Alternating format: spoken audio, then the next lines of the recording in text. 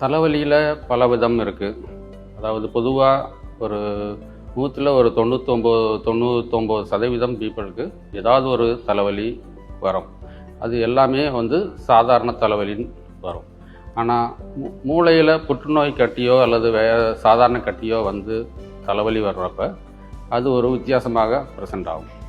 பொதுவாக சாதாரண தலைவலி அல்லது மைக்ரைன் தலைவலி எல்லாம் ஒரு டே டைம்லேயோ அல்லது ஈவினிங்லேயோ வரும்.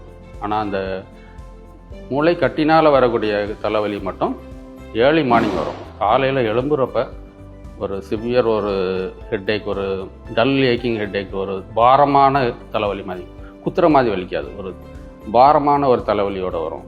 அது மூளையில் ஒரு கட்டி இருந்துச்சுன்னா மட்டும்தான் அந்த மாதிரி வரும். மற்ற தலைவலிகள்லாம் குத்துற மாதிரி வரும், விண்ணுன்னு தெரிக்கிற மாதிரி உள்ள தலைவலி, அதெல்லாம் ஒரு மைக்ரைன் ஹெட்டேக்கோ அல்லது ஸ்ட்ரெஸ் ஹெட்டேக்கோ அல்லது சாதாரண தலைவலிகளாக இருக்கலாம்.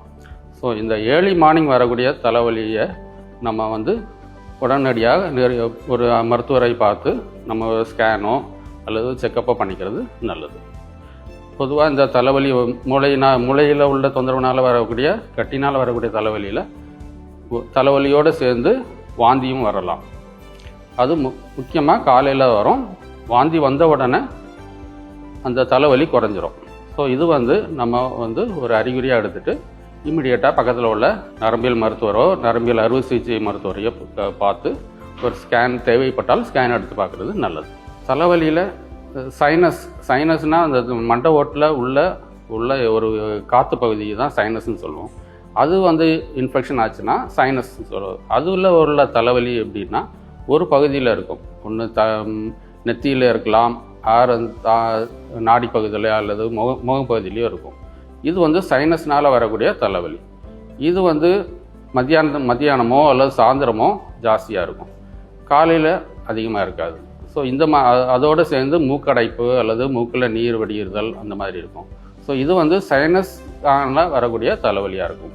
ஸோ இந்த மாதிரி இருந்தாலும் பக்கத்தில் உள்ள காது மூக்கு டாக்டரையோ அல்லது நரம்பியல் டாக்டரையோ அணுகி நம்ம வைத்தியம் செஞ்சுக்கிறது அவசியம். தலைவலியில் இன்னும் ஒரு சில இது என்னென்னா, மன அழுத்தத்தினால் ஒரு சிலருக்கு ஒரு தலைவலி வரலாம். அது இந்த மாதிரி எந்த ஒரு பேட்டர்னையும் ஃபாலோ பண்ணாது. அது திடீர்னு வரும். சிலருக்கு எப்பப்பெல்லாம் மனசோர்வு வருதோ அப்போ ஒரு தலைவலி வரும். அது பர்டிகுலர் பேட்டர்ன் ஃபார்ம் ஆகாது.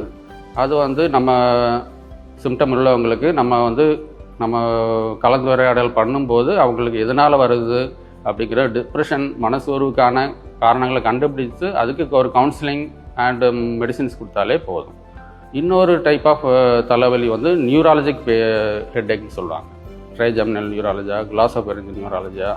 இந்த பல்வலி வர்றப்பெல்லாம் ஒரு விண்ணு தெரிக்கிற மாதிரி ஒரு நரம்பு வலி, அது பயங்கர தாங்க முடியாத வலியாக இருக்கும். அதுலேயும் தலைப்பகுதியில் வரலாம், ட்ரைஜெமினல் நியூராலஜியான்னு சொல்லுவோம்.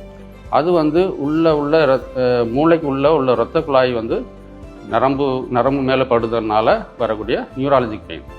அது இமிடியேட்டாக நம்ம நரம்பியல் மருத்துவர் டாக்டரை பார்த்து ஸ்கேன் பார்த்து நம்ம என்ன மாதிரி, அதுக்கு பல வகையான சிகிச்சைகள் இருக்குது, அதை என்ன மாதிரி சிகிச்சைகள் நம்ம பண்ணலாம் அப்படிங்கிறத ஆராய்ந்து நம்ம அதை குணப்படுத்தணும். நன்றி.